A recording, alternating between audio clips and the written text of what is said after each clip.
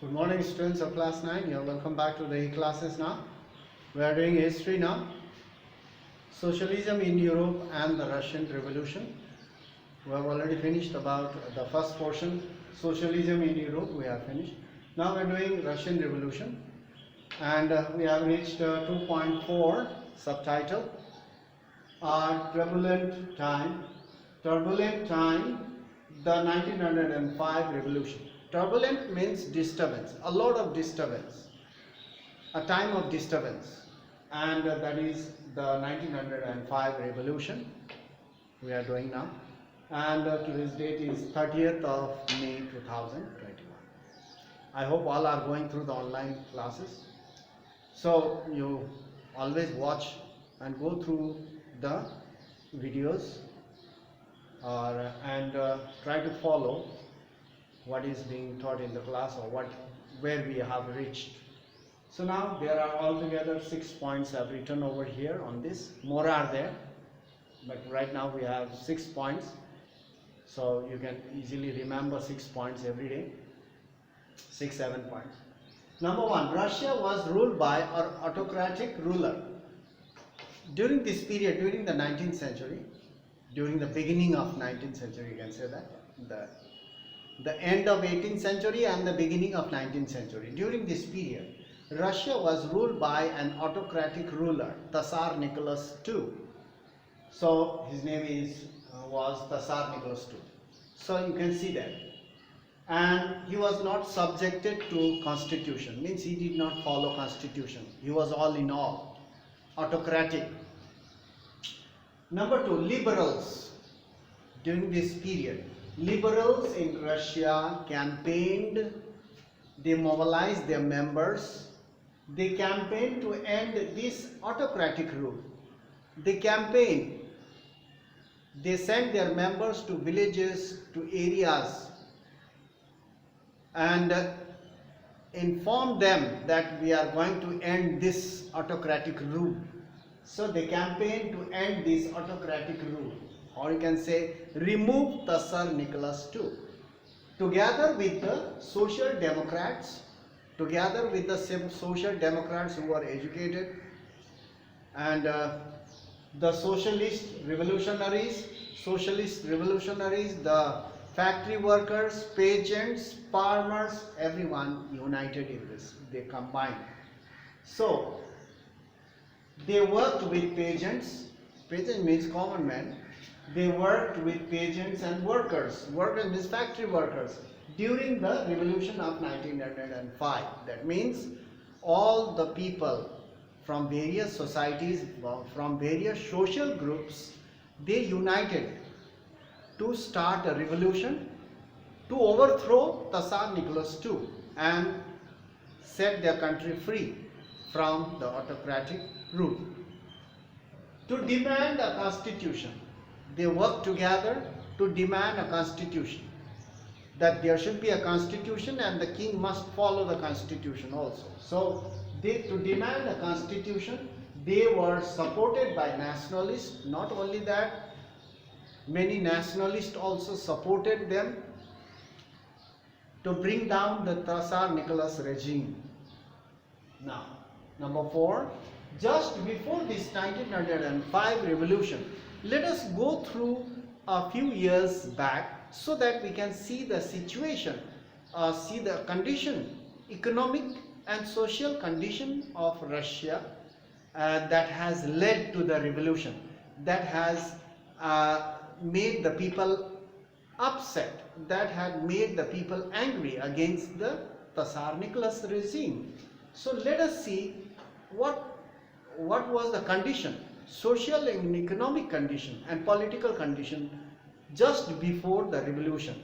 These are the causes for the revolution. So you can see that what are the causes for the revolution of 1905. The same thing. These are the causes. Let's go through these causes a few years back, 1 or 2 years back. Just before this 1905 revolution, the year 1904, just 1 year back, 1904 was a particularly bad for Russian workers. So 1904 was particularly a very bad situation for the Russian workers. Why? Because as prices of essential goods, prices of bread, prices of essential goods rose up, went up so quickly that the real wages, what they are getting, that real wages was 20% low compared to the market price. So that real wages declined by 20%. That means the value of their wages, whatever wages they are getting, it is not enough to support them or to buy essential commodities of their daily need. The daily wages decline by 20% as the market prices goes up. When the market prices goes up, whatever money you are having, that is not sufficient for you for your survival. So same thing happened. So it is very bad condition for the Russian workers and peasants, the common men also, as the prices shot up very quickly and the real wages declined by 20%.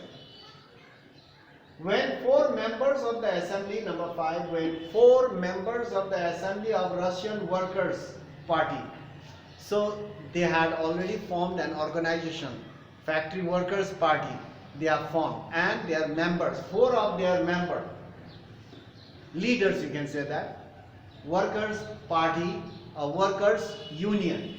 There are four members of the Assembly of the Russian Workers which had been formed in 1904. In 1904 they had made an organization, Workers' Union, and in 1904, and four of them were dismissed. These four leaders were dismissed from the factory. They no longer worked there. That means they were removed. Dismissed means removed. In 1904, these four members of the Workers' Party were dismissed at the Putilov iron work. It's a factory. The Putilov is the name of the place, and iron work is an industry. From this industry, four workers, the leaders of the Workers' Party, were removed, dismissed. There was a call for industrial action. Now, since all the industrial workers were united, they had an association, so they called for an action, industrial action. That means a strike. They wanted to strike the work in the industries. So what happened? There was a call for industrial action, means the strike. So what happened? Over the next few days, once these four members were dismissed, they were the members of the Workers' Party. Over the next few days, 10,000 workers, 10,000 factory workers in St. Petersburg went on strike. All the factories were closed because the workers, they strike. They demanded their various demands. They started demanding that four members of our Workers' Party must be called to work. They must not be dismissed. First one. Then second, they started increasing their demands. Working hours should be reduced to 8 hours, and the wages should be increased. Working conditions should be looked after, and so on. So in this, over the next few days, 10,000 workers in St. Petersburg went on strike demanding reduction. Reduction means to make it less. Reduction in the working hours to 8 hours. They used to work 14 hours, 12 hours. So they demanded that working hours should be reduced to 8 hours only. After that, we will not work. If we have to work, we must be paid overtime.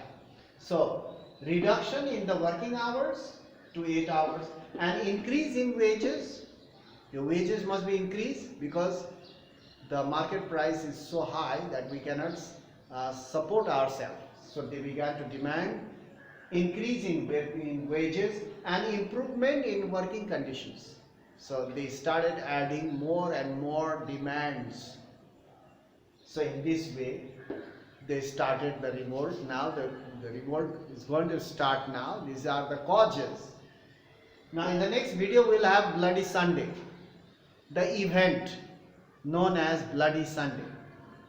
What happened during that period? So, the Bloody Sunday we will do in our next class. Do not miss the classes. So, and stay at home. Don't move around. Learn, practice whatever is being provided. If you are missed, you get it from your friends. Contact your friends and get it from the friends.